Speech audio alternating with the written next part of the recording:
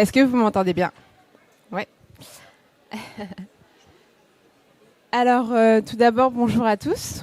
On est enchantés d'être ici pour vous présenter un peu les étapes importantes d'une création d'entreprise, de comment on aborde une création d'entreprise, comment on crée son projet. Vous êtes certainement à différents stades un peu de votre projet de création, soit au balbutiement, soit vous avez déjà votre projet bien finalisé et puis vous avez peut-être des petites questions pour finaliser votre projet. Et du coup, on est là pour venir vous accompagner et répondre à vos questions.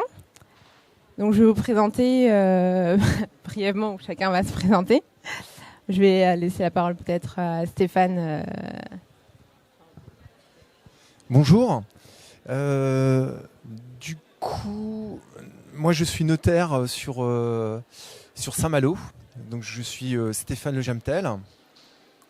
Nous, notre fonction de notaire, on a plusieurs casquettes. On est un petit peu le chef d'orchestre en fait lorsqu'il y a une création d'entreprise, parce qu'on est en lien avec les experts comptables, avec les avocats. Et on est là aussi pour finaliser les actes, puisqu'on fait des actes authentiques. Donc on est responsable de nos clauses. Et ça nous permet, et ça vous permet effectivement surtout d'assurer une sécurité juridique et puis un accompagnement donc sur la création, sur le développement de votre entreprise, et puis sur tout ce qui est la gestion de patrimoine également. Comment appréhender le futur. Alors, soit sur de bonnes choses, ou alors il faut aussi anticiper tout ce qui est d'éventuels décès du chef d'entreprise. Donc on parle effectivement un peu de malheur, mais il faut anticiper. Et dès qu'on est créateur d'entreprise, il faut tout le temps anticiper. Voilà. Bonjour à tous, Christophe Merel, expert comptable à Rennes. Alors pour être précis, à Cesson-Sévigné. Aujourd'hui, je représente notre ordre avec différents dispositifs, Créact, Business Story. Il y aura des dépliants à votre disposition après. Le rôle de l'expert comptable, c'est aussi d'accompagner la création d'entreprise, mais plus sur la partie faisabilité économique et financière, avec au passage éventuellement l'optimisation par des aides, mais les aides ne sont qu'un plus par rapport à la quintessence du projet, à savoir la réalisme économique du projet, la faisabilité, avec une part d'impondérable qui s'appelle le risque. Voilà. Et donc un travail complémentaire avec l'officier ministériel qui est le notaire et le conseil en droit des sociétés qui est l'avocat. Voilà. Merci de votre attention. Alors moi je m'appelle Caroline Carreguet, du coup je suis avocate en droit des sociétés. Moi je suis ici pour représenter l'ordre des avocats, plus spécifiquement. Et je interviens en droit des sociétés. Alors ça va être plus après la partie expert comptable, parce que bien sûr, quand vous avez un projet de création d'entreprise, on va d'abord voir en premier lieu son expert comptable, ou un comptable, n'importe lequel. Et ensuite, la question se pose de quel statut juridique adopter. Est-ce qu'en entreprise ou en société? En société, quel type de société? Et après, il y a toutes les questions qui concernent les contrats qui sont affiliés à votre création d'entreprise. Donc, globalement, en fait, la création, ça passe par plusieurs aspects.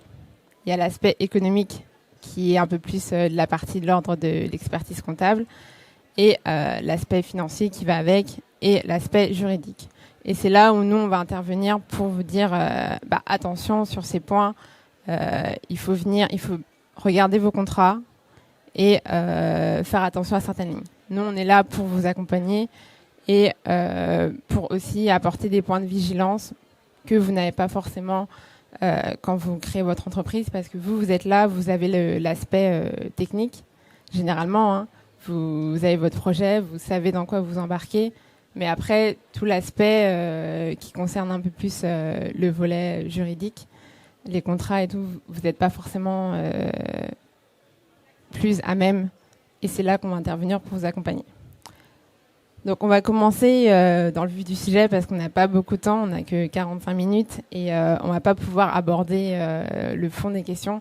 Mais on est vraiment là pour vous dire globalement les points les points de vigilance, les questions à aborder et les points qu'il faut se poser quand vous êtes dans votre phase de création d'entreprise. Après, n'hésitez pas, s'il y a des questions qui vous viennent, à soit les poser, on va vous laisser un petit temps de questions à la fin de notre intervention, ou à venir nous voir directement si vous avez des questions un peu plus particulières. Voilà. Donc, on va commencer par appréhender le contexte et le contenu de votre projet. Je vais vous laisser la parole. Ouais. Pardon. Voilà. Donc, on a répété très longuement, hein.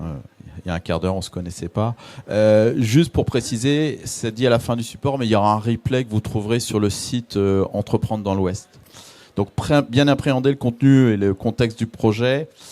Créer une entreprise, c'est une aventure, hein. C'est une aventure humaine avant tout. Et il y a un paramètre que parfois les créateurs d'entreprises oublient, c'est le temps, hein. Il faut se donner du temps. C'est bien d'avoir une idée, mais il faut avoir une idée et le transformer en projet. Il y a un chemin qui est long. Sur lequel il y a parfois des échecs, hein, mais vous connaissez la fameuse phrase de Nelson Mandela, soit je gagne, soit je perds, soit j'apprends.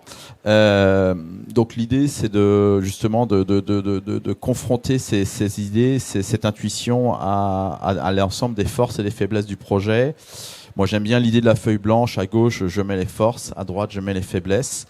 Et puis, avant de rentrer un petit peu sur les différents acteurs possibles que vous pouvez solliciter, moi, un conseil que je donne toujours à tout créateur d'entreprise, quel qu'il soit, c'est l'adéquation du projet avec le circuit ou le contexte familial. Est-ce que le conjoint, est-ce que la conjointe est en phase avec le projet? Si c'est pas le cas, je pense qu'il faut pas aller plus loin. Voilà. Ensuite, il y a un certain nombre d'acteurs à solliciter, mais je vais passer la parole à Stéphane.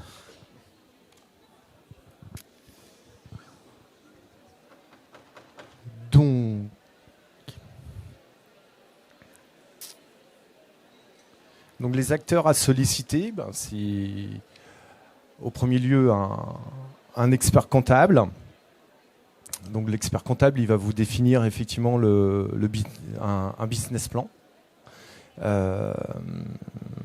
Après, vous avez vous avez trois aspects. Donc vous avez un aspect juridique, un aspect fiscal et puis un aspect social. Donc la première chose, effectivement, c'est ce que vous évoquez, Christophe, l'aspect humain. Mais une fois que cet aspect est bien déterminé, il va falloir déterminer également l'environnement de votre entreprise. Donc ça, on va le voir un petit peu plus loin, je crois, me semble-t-il.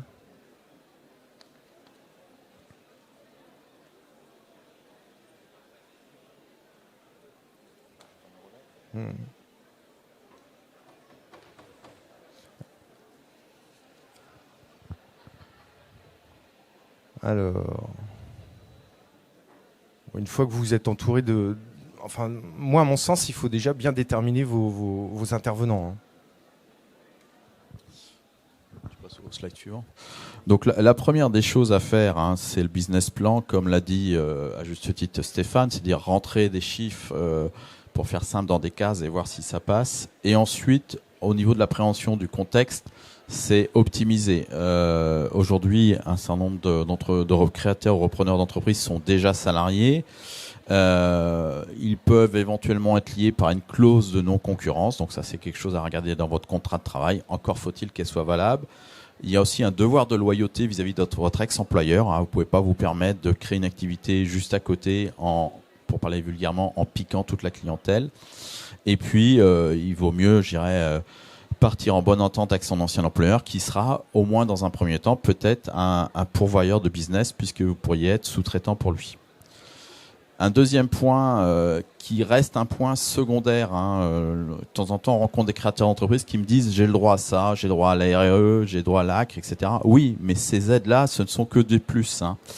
Les deux aides les plus connues, alors je ne vais pas toutes vous les citer, les aides, on les estime entre 1500 et 2000 en France, toutes les aides, diverses et variées, mais les deux aides les plus connues, pour quelqu'un qui crée une entreprise et qui, alors je devrais peut-être pas le dire comme ça, mais je le dis comme ça, mais qui, par rapport à son projet de création d'entreprise, et idéalement est au chômage, sachant qu'on peut obtenir le chômage au travers de ce qu'on appelle le CEP, c'est-à-dire la démission pour création d'entreprise. C'est un processus qui dure entre 3 et 6 mois. Mais donc les deux aides principales auxquelles le créateur peut accéder, c'est d'une part l'exonération ACRE, c'est celle qui est mise sur la dernière ligne du slide. L'exonération ACRE qui est très très ancienne, puisque moi quand j'étais étudiant elle existait déjà.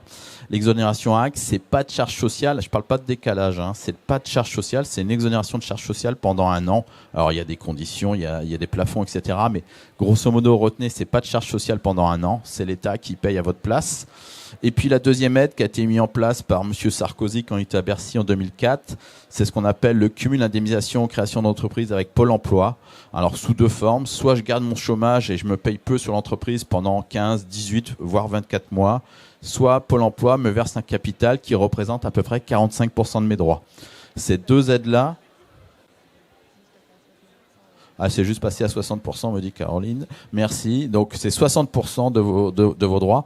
Ces deux aides-là, l'ACRE et le cumul indemnisation Pôle emploi création d'entreprise, sont deux aides qui vont être un plus par rapport à votre projet. Mais votre projet en soi, il doit être viable économiquement à lui tout seul. Moi, je fais toujours mes prévisionnels ou mes business plans. Je fais toujours mes prévisionnels sans tenir compte des aides. Les aides, c'est un plus. Mais le projet, il doit être viable économiquement en soi. Sinon, j'ai envie de dire, faut pas se lancer. Voilà. Je passe maintenant la parole à Caroline qui va nous parler de la protection du patrimoine personnel et puis du statut du dirigeant. Merci. Je vais juste insister un petit peu sur la clause de non-concurrence. Effectivement, vous êtes soit vous avez démissionné ou vous avez mis fin à votre contrat de travail ou vous étiez associé, vous n'êtes pas forcément ancien salarié, vous pouvez être un ancien associé de notre entreprise. Dans les deux cas, vous pouvez avoir une clause de non-concurrence. Alors, nous, on va venir faire attention à cette clause-là parce que ça veut dire quoi? Ça veut dire que vous ne pouvez pas faire une activité qui est concurrente à l'entreprise auquel vous apparteniez avant. Sauf que cette clause de non-concurrence, elle doit avoir des limites. C'est-à-dire que votre ancien employeur ne peut pas vous dire vous n'avez pas le droit d'exercer dans toute la France pendant 10 ans. Ça, c'est trop restrictif pour vous et donc la loi ne lui permet pas. Donc nous, on est là aussi pour intervenir, pour regarder votre clause, effectivement, s'il y a bien un champ géographique qui a été délimité, s'il y a un champ territorial, une durée. Généralement, elle est de 3 ans. On ne va pas plus loin. Et donc la durée, le champ territorial, que ça se résume par exemple à votre ville, à la Bretagne, mais que ce ne soit pas non plus trop vaste. Et dans ces cas-là, si c'est le cas, cette clause-là, elle n'est pas valable. Donc ça, c'est aussi un point d'attention. Ensuite, la partie sur les aides à la création. Alors là, juste pour vous dire, n'hésitez pas. Parce que vraiment, c'est un dispositif qui a été créé pour vous aider dans votre création d'entreprise. Mais il faut savoir que vos droits Pôle emploi, ça a une durée limitée. Donc effectivement, quand vous faites votre business plan, il faut bien faire attention à ce que vous ayez anticipé et qu'au bout d'un moment, vos droits ils s'arrêtent et qu'il va falloir toucher une rémunération qui va être payée par votre société. Et sachant que c'est pas la simple rémunération, c'est aussi les cotisations sociales qui vont être payées par votre société. Ensuite, concernant la prise en compte de votre statut familial et personnel. Effectivement, c'est un point aussi qui est important parce que nous, on est là, on va venir voir votre projet et vous accompagner dans votre projet, mais il y a toute la partie, votre accompagnement, tout ce qui gravite autour de vous, en fait. Et ça, je vais peut-être laisser un petit point à Stéphane pour parler des... Pour protéger votre famille, déjà, il faut regarder votre statut personnel, dans le sens, est-ce que vous êtes marié? Est-ce que vous êtes célibataire? Enfin, voilà, votre statut. En cas de mariage, il y a une première chose à analyser, ça va être votre contrat de mariage. Est-ce que vous vous mettez en communauté? Donc, communauté, ça veut bien dire ce que ça veut dire, c'est que tout ce que vous avez depuis votre mariage devient commun. Donc, ce qui fait que dès que vous créez une entreprise, alors que vous êtes marié sous le régime de la communauté, vous avez effectivement tous ces biens qui tombent dans cette communauté, dans cette masse. Donc, il va bien falloir gérer effectivement votre contrat de mariage. À côté de cette communauté, vous avez également la séparation des biens. Donc, c'est peut-être l'idée qu'il faudra mettre en place, hein, c'est-à-dire de bien séparer les patrimoines entre le patrimoine personnel, le patrimoine professionnel. Il est toujours possible, une fois que vous êtes marié, de changer de régime matrimonial. Donc, vous pouvez faire des aménagements de votre contrat de mariage. Vous pouvez changer carrément de contrat de mariage. Donc, ça nécessite un certain nombre de formalités. Si vous avez des enfants, les enfants doivent être pris en compte également dans ce changement de régime parce qu'ils doivent être informés. Donc, ce sont des éléments à prendre en compte dès que vous créez effectivement une entreprise pour protéger votre patrimoine personnel par rapport à votre patrimoine professionnel. Parce qu'il faut toujours, effectivement, comme je vous disais tout à l'heure, anticiper. Maintenant, vous avez effectivement, à défaut de régime matrimonial, vous pouvez protéger votre patrimoine immobilier par des déclarations d'affectation. Donc, vous affectez effectivement votre patrimoine personnel, vous le mettez de côté, vous faites une déclaration spécifique pour le mettre de côté pour pas que les créanciers puissent effectivement venir toucher à ce patrimoine. D'accord ? Donc le contrat de mariage ou le mariage peut mettre aussi en place ce genre de prérogatives. Maintenant, on n'est jamais, lors de votre activité, on n'est jamais à l'abri d'un accident. Donc il existe un acte bien spécifique qui s'appelle le mandat de protection future. Donc ce mandat de protection future, ça vous permettrait, en cas d'accident, en cas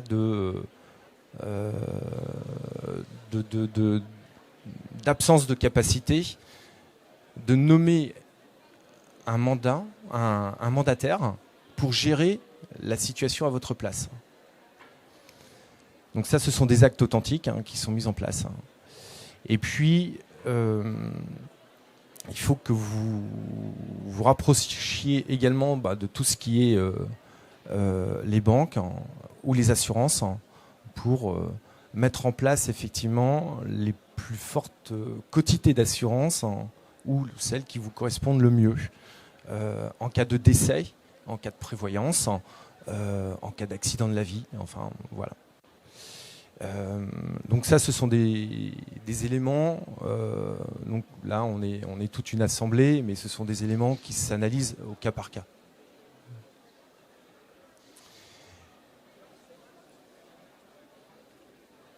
Et s'agissant du statut du dirigeant, donc là, ça va être plus peut-être Caroline, parce que ça dépend effectivement de la structure de la société elle-même, à savoir est-ce qu'on est protégé plus en tant qu'entrepreneur individuel ou est-ce qu'on est plus protégé avec une structure bien particulière, type SAS, Société par Action Simplifiée, ou alors une SARL ou une SA. Voilà, il y a différents types de structures. Oui.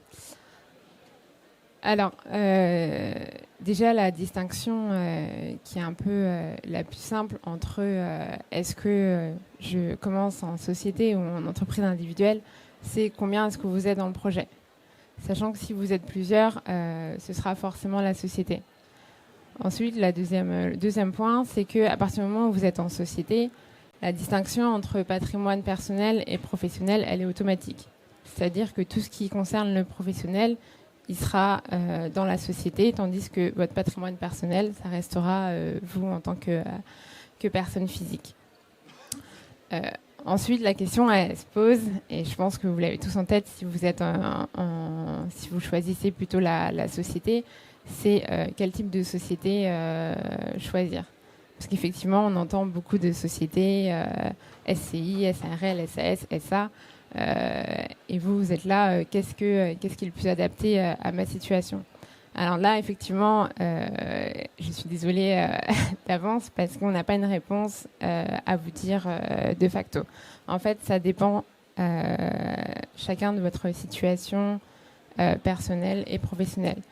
C'est-à-dire que globalement, en fonction de votre activité, il n'y a que 2 choix possibles. C'est soit la SARL, soit la SAS, puisque tout ce qui est société civile, ça ne concerne pas une activité commerciale.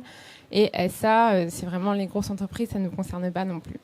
Donc ensuite, la question, c'est est-ce que je choisis la SARL ou la SAS?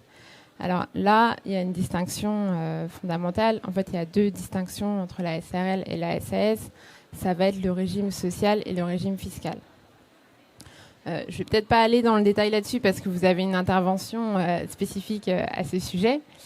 Mais globalement, concrètement, puisque nous on est là pour parler de votre protection personnelle, concernant le régime social, si vous êtes en SAS, vous êtes considéré comme assimilé salarié.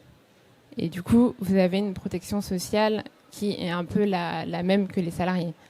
Donc, c'est-à-dire que vous allez avoir une très bonne protection sociale en ce qui concerne votre maladie, maternité, vieillesse, cotisation. Enfin, et à côté, par contre, le pendant, c'est que vous allez avoir des fortes cotisations à payer par votre entreprise. Et la seule exclusion, ça concerne le chômage, bien sûr, parce que vous ne cotisez pas pour le chômage. Donc, vous n'avez pas le droit au chômage en étant président de SAS. Par contre, en étant gérant de SARL, vous êtes considéré comme TNS.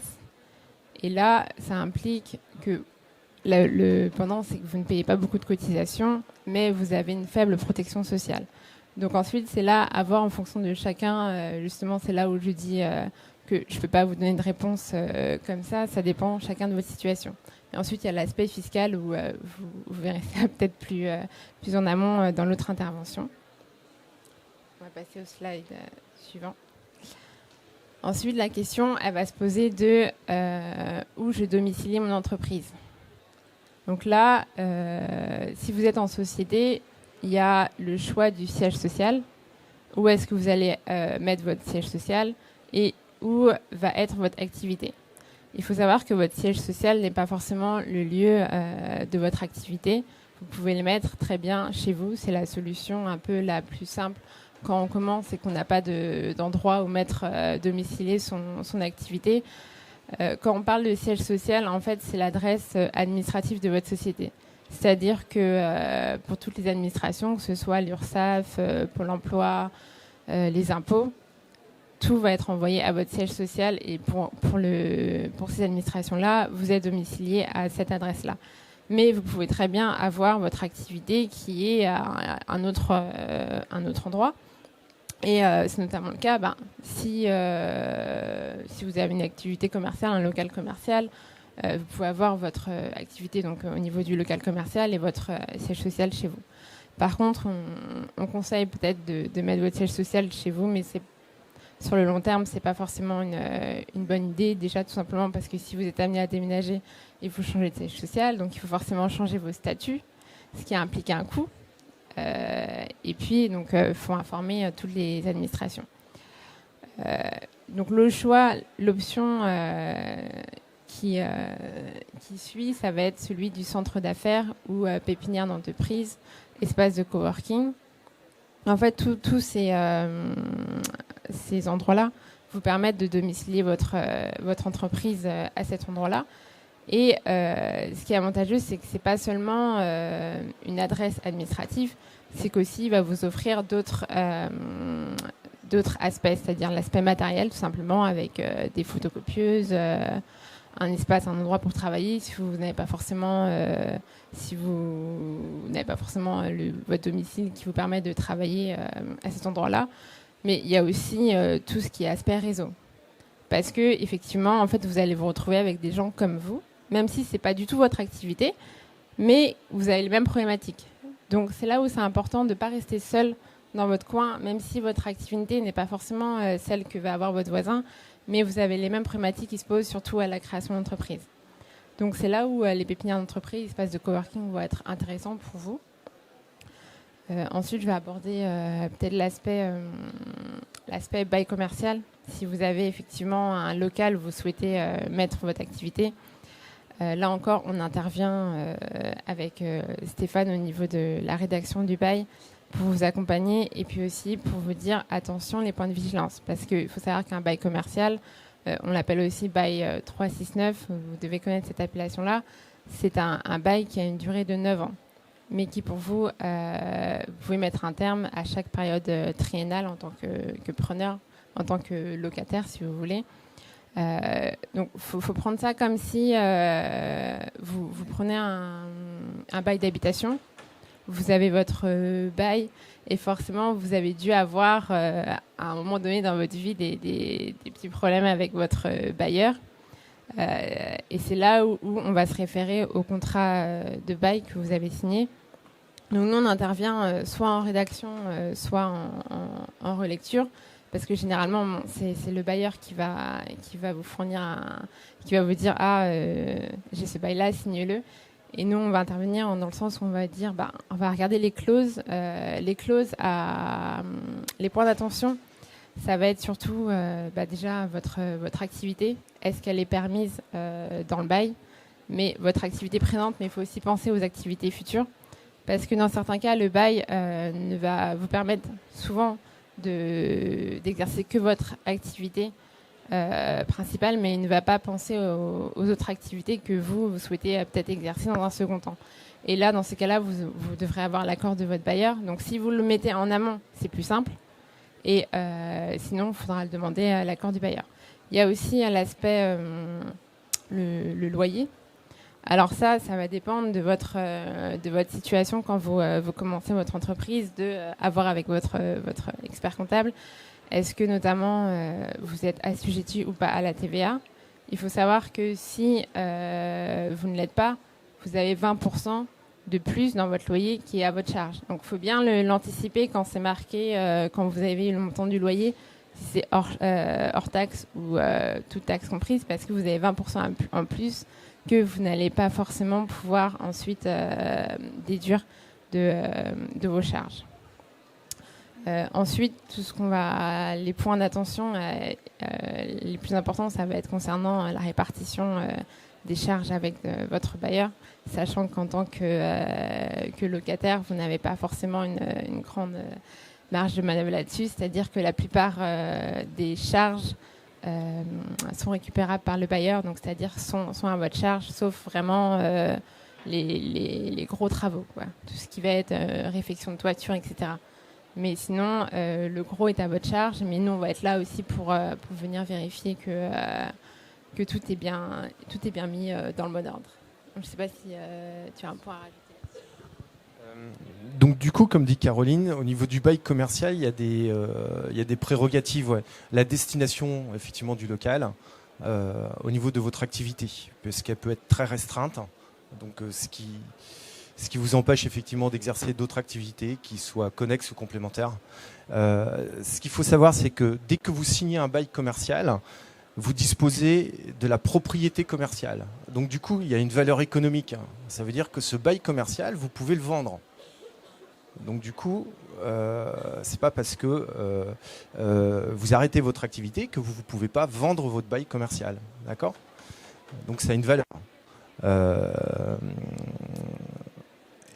Et cette valeur, elle peut être déterminée effectivement en fonction de l'activité qui est stipulée dans votre bail. Les points de vigilance, donc comme vous l'a évoqué effectivement Caroline, donc la destination. Alors, ce n'est pas parce que votre bailleur vous accorde telle activité, vous autorise telle activité, que le règlement de copropriété, si vous vous situez dans une copropriété, autorise également l'activité. Donc il faudra vérifier effectivement le règlement de copropriété également.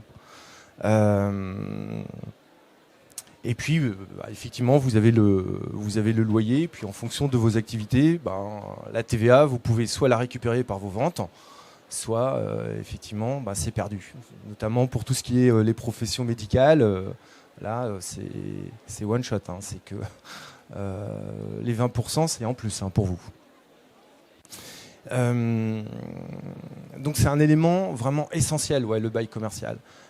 Maintenant, si vous êtes propriétaire de vos murs, vous mettez effectivement en place avec les structures que vous créez, vous mettez en place votre structure et vous louez effectivement à vous-même via différentes structures. Mais à vous de bien déterminer et d'être vigilant. Au niveau du bail commercial, il y a un aspect qui est très important, c'est l'environnement, effectivement, du lieu de situation de votre activité. Alors, il y a plusieurs points de vigilance.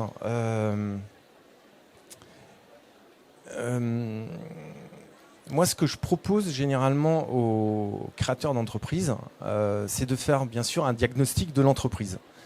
Donc, il faut élaborer effectivement une présentation de l'entreprise. Alors, votre vendeur, lui, il doit vous apporter un certain nombre d'éléments. Donc, je vais vous lister les éléments que je trouve primordiaux. Donc, le premier point, c'est l'historique de l'entreprise. Il faut que vous connaissiez l'historique de l'entreprise. Maintenant, si vous êtes créateur, vous êtes créateur. Mais si vous rachetez, effectivement, il faut connaître cet historique. Bon, les marchés, les produits, la concurrence, le positionnement, la structure de clientèle, les zones de chalandise, bien évidemment, l'évolution potentielle de votre chiffre d'affaires ou du résultat, bon, les fournisseurs, les contrats en cours, tout ce qui est location, le bail, on vient de l'évoquer, le stock, le matériel, et puis tout ce qui est informatique, hein, puisque ce sont des gros postes à ce jour, les postes d'informatique. Tout ce qui est protection, et puis on voit de plus en plus aussi tout ce qui est cybersécurité. Donc soyez très vigilants là, hein, sur ces notions. Hein. Tous les sites e-commerce. Hein, et lorsqu'on met en place un bail commercial, il y a tout ce qui est la réglementation au niveau de l'hygiène, la sécurité et l'accessibilité, tout ce qui est l'environnement. Donc nous, on demande un certain nombre de diagnostics, hein, tout ce qui est les diagnostics liés en fonction du local, hein, tout ce qui est lié à l'amiante, hein, tout ce qui est lié à l'électricité, tout ce qui est lié à la pollution, tout ce qui est lié au risque. Ça, c'est une obligation effectivement d'information que vous devez avoir. Ça ne pourra que revaloriser de toute façon votre activité. Bon, après, vous avez tout ce qui est ressources, bien sûr, les ressources humaines, hein, tout ce qui est contrat de travail. Donc ça, c'est effectivement l'affaire plus peut-être des avocats et puis des experts comptables. Mais c'est le gros poste, hein, tout ce qui est les charges salariales, effectivement. La clause de non-concurrence, donc Caroline vous en a exposé le principe tout à l'heure. Et au niveau de la documentation, donc, vous devez récupérer effectivement. Alors, si vous êtes créateur, donc c'est le business plan effectivement qui va être mis en place par l'expert comptable. Si vous êtes repreneur d'une entreprise, il vous faut absolument les bilans, mais sur au minimum les 3 dernières années. Et bien sûr le bail, les contrats de travail, et puis tout le juridique. Hein,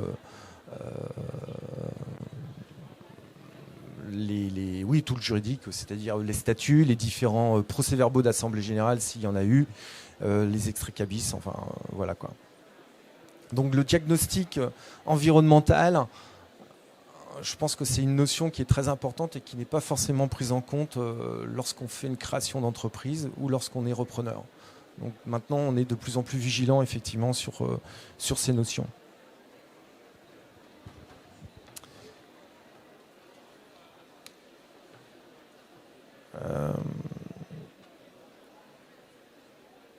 Tout ce qui est financier, non ?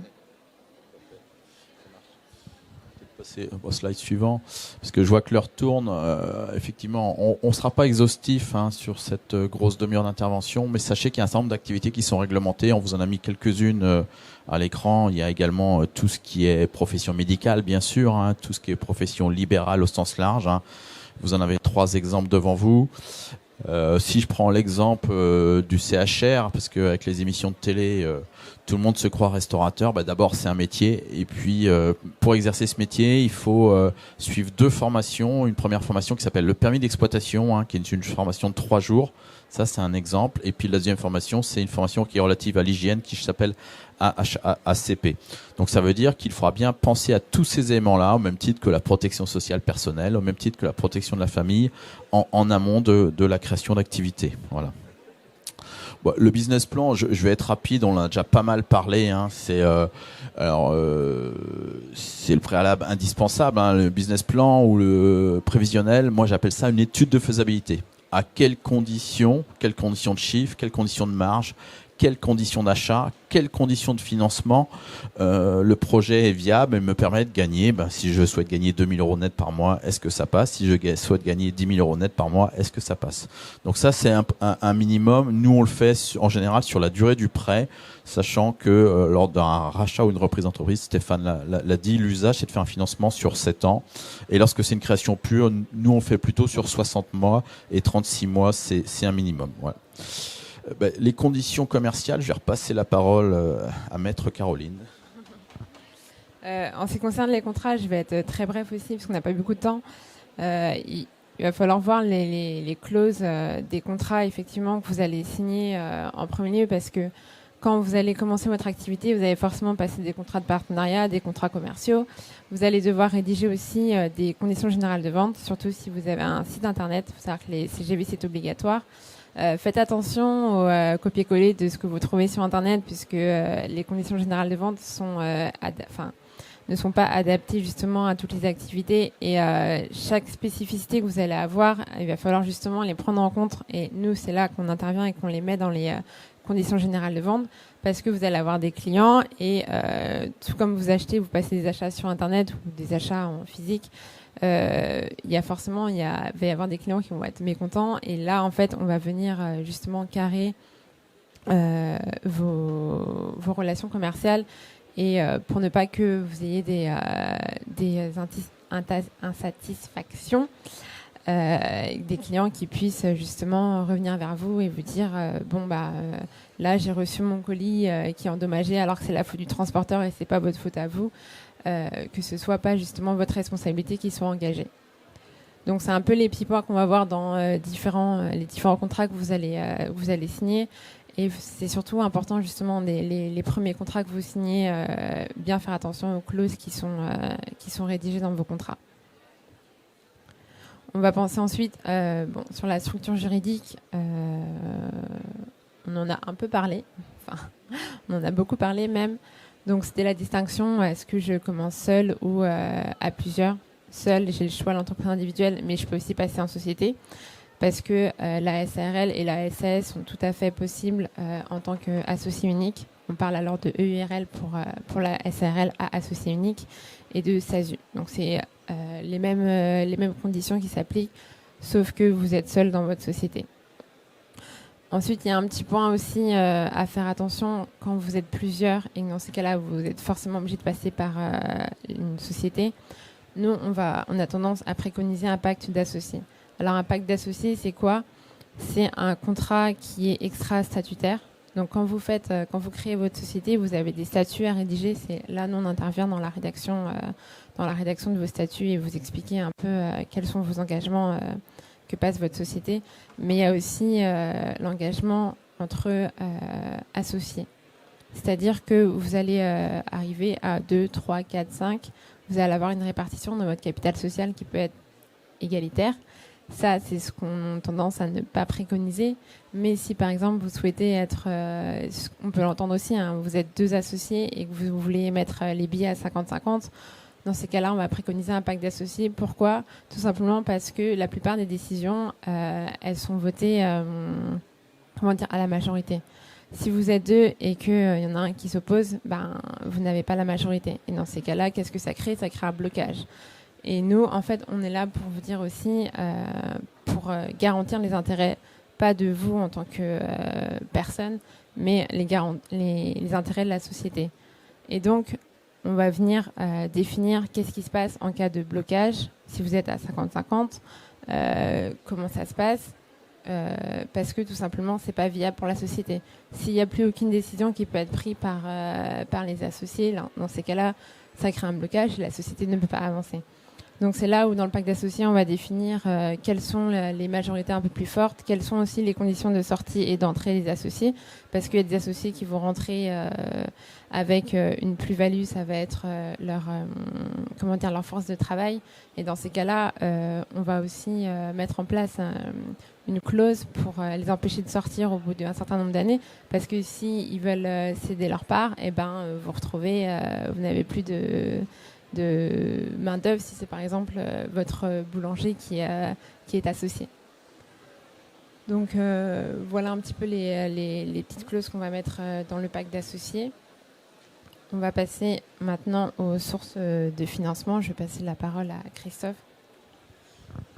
Les sources de financement, elles sont multiples. D'abord, il y a l'apport. Aujourd'hui, on peut créer une SAS ou une SARL au capital d'€1. Personnellement, je pense qu'au plan économique, c'est une aberration. Donc, tout projet viable et sérieux suppose un minimum d'apport. Et dans les critères bancaires par rapport à un emprunt, c'est un 30% d'apport. Donc les partenaires, ils peuvent être nombreux. Le plus classique, c'est le banquier. Ça peut être dans certains cas les fournisseurs, par exemple les contrats brasseurs dans le CHR, café hôtel restaurant. Ça peut être la famille, mais là, je vous conseille de voir avec votre notaire pour sécuriser en faisant un contrat de prêt. Ça peut être des prêts d'honneur. Tout à l'heure, je disais qu'il y a un nombre d'aides considérable en France. Ça peut être les prêts d'honneur de la CCI. Ça peut être un accompagnement de BPI. BPI, le stand est juste derrière vous. En face, c'est l'État. Et puis, des subventions. Voilà. Et puis, il existe un certain nombre de dispositifs qui varient dans le temps, avec dans ce qu'on appelle des jeunes entreprises innovantes, des zones d'exonération, etc., etc. Mais là, pareil, c'est comme un business plan. Il y a pas de réponse toute faite. C'est un peu au cas par cas, quoi. Voilà. Merci. Je ne sais pas si tu veux rajouter quelque chose, Stéphane. Juste sur le financement, généralement, les banques vous demandent des garanties. Donc, il existe plusieurs types de garanties. Vous avez des garanties réelles. Donc, les garanties réelles signifient que si vous êtes propriétaire d'un bien immobilier, ils vont prendre des garanties, ce qu'on appelle vulgairement une hypothèque sur ce bien-là. Et il existe à côté des garanties personnelles. Donc les garanties personnelles, généralement, c'est sous forme soit d'un organisme extérieur, ou alors ça peut être sous forme de caution. Donc bien vérifier effectivement le montant de la caution. Et généralement, c'est un peu le chat qui se mord la queue. C'est que vous avez une banque qui vous assure le financement. Mais en contrepartie, il vous demande une garantie. Donc vous apportez effectivement une garantie. Vous avez un bien immobilier, ça peut être une hypothèque sur votre résidence principale pour justement apporter cette garantie. Et en plus, il vous demande d'être caution personnelle effectivement de du financement qui a été mis en place. Donc ça veut dire que si la société effectivement malheureusement dépose son bilan, eh bien, la banque viendra s'attaquer à vous en tant que caution personnelle ou à votre bien immobilier. Donc ça, ce sont des notions à bien vérifier quand même et puis un peu se battre avec les banques quand même là-dessus. Parce que vous êtes dans la dynamique de création. Donc du coup, vous recherchez votre financement. Mais une fois que ça se passe mal, les banques ne vous ont pas forcément bien alerté sur les types de garanties qu'ils vous ont mis en place. Voilà ce que je peux vous dire sur les garanties réelles et personnelles que les banques sollicitent généralement.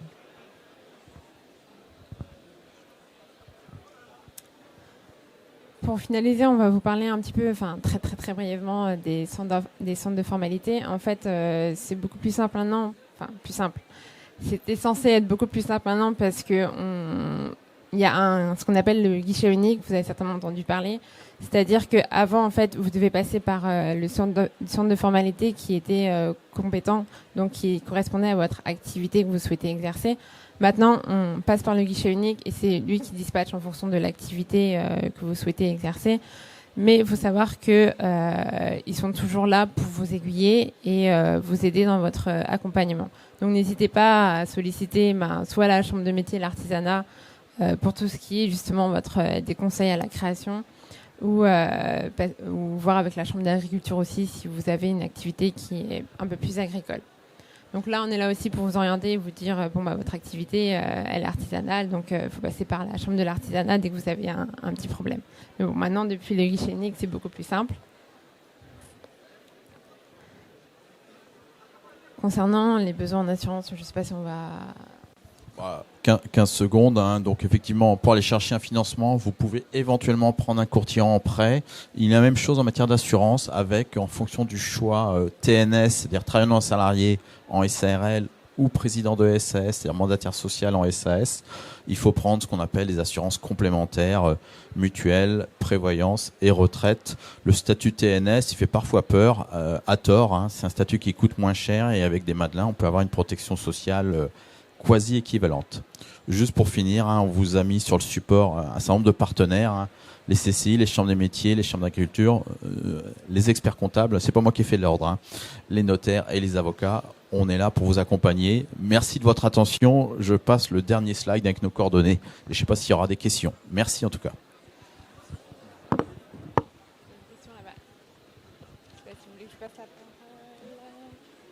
On va laisser 2 petites minutes pour ceux qui ont des questions et après nous on reste là hein, pour éventuellement répondre à des questions plus spécifiques.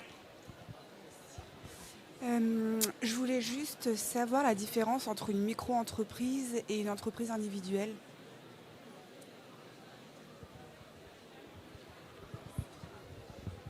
Je ne sais pas si... Qui va répondre à la question? Micro-entreprise et auto-entrepreneur. Alors, je vais répondre en entreprise individuelle. C'est une entreprise normale, simplement, on n'a pas créé de société. Une micro-entreprise, c'est des seuils de chiffre d'affaires, alors que je connais très mal, puisque par définition, les micro-entreprises ne sont pas chez nous. C'est moins de 73 000 euros de recettes annuelles. C'est un dispositif, à mon sens, transitoire pour se lancer sans prendre trop de risques, mais qui apporte une protection sociale que je qualifierais personnellement de moyenne, puisque vous payez forfaitairement des cotisations, mais vous ne déduisez aucune charge et vous n'avez pas un régime réel. Donc, on ne déduit pas les charges, on ne cotise pas sur ses vrais revenus et moi, je suis assez prudent sur ce régime-là. C'est très bien pour se lancer ou en cas d'activité complémentaire par rapport à une activité salariée. Mais sur le moyen long terme, je vous conseille vivement soit de créer une entreprise individuelle qui apporte une certaine protection aujourd'hui, Stéphane l'a dit, soit créer plutôt une SARL ou une SAS. Oui, je vais essayer de laisser parler un petit peu plus fort.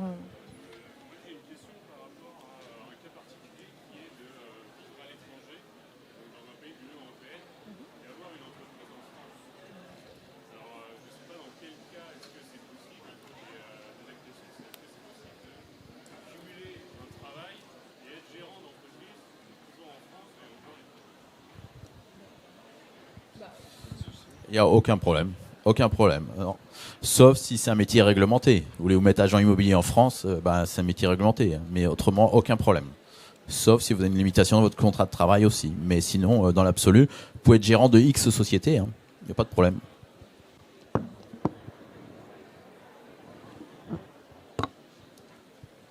Est-ce qu'il y a d'autres questions éventuelles? Oui.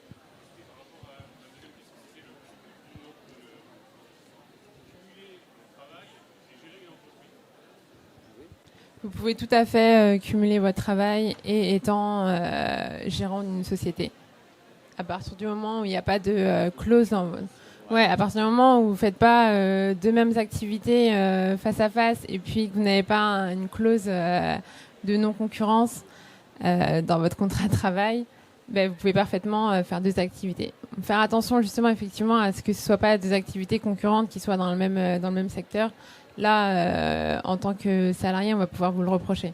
Mais sinon, vous pouvez parfaitement être salarié d'une boîte et avoir votre entreprise à côté. Je ne sais pas si c'est clair pour vous. Oui. Oui. Est-ce qu'il y a des contraintes sur les locataires ou des choses comme ça? Il faut demander les autorisations. Vous devez avoir une autorisation de votre propriétaire si vous êtes locataire pour domicilier une entreprise chez vous. Et pareil, sur le moyen long terme, c'est pas une bonne idée. Domiciliez-vous sur votre lieu d'exploitation. C'est plus simple. Oui. Ouais, effectivement, il faut avoir l'accord forcément de votre propriétaire si vous souhaitez, si vous êtes locataire. Mais il faut aussi regarder dans le règlement de copropriété. Donc ça, c'est au propriétaire de regarder si votre activité, elle n'est pas contraire au règlement de copropriété. Sinon, dans les autres cas, vous pouvez parfaitement domicilier votre entreprise chez vous. Ça, on vous le conseille juste à titre temporaire quand vous commencez votre entreprise et que vous n'avez pas forcément d'endroit où la domicilier.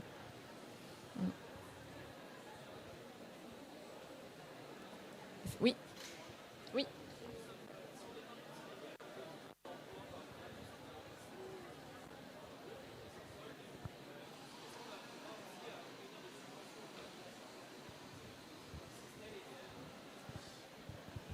Alors, si vous n'êtes pas chômeur inscrit, l'exoacre ou le cumul Pôle emploi création d'entreprise, vous oubliez, grosso modo.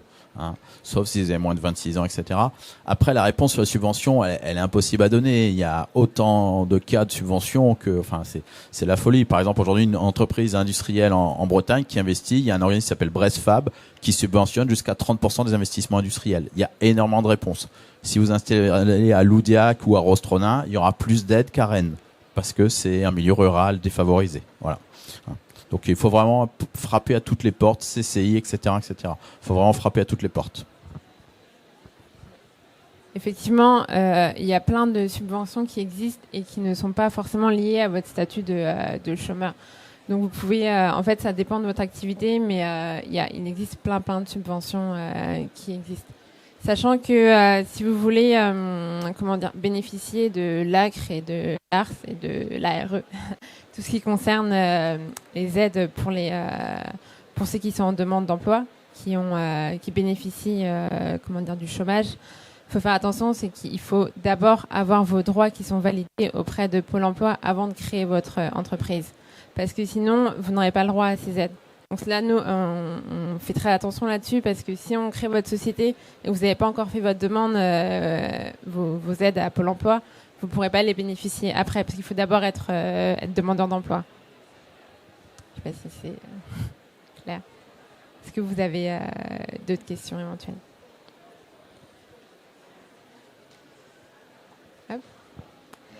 Sinon, on vous remercie d'avoir participé à notre atelier. Et puis, n'hésitez pas, si vous avez d'autres questions éventuelles, nous, on est là pour répondre à votre question.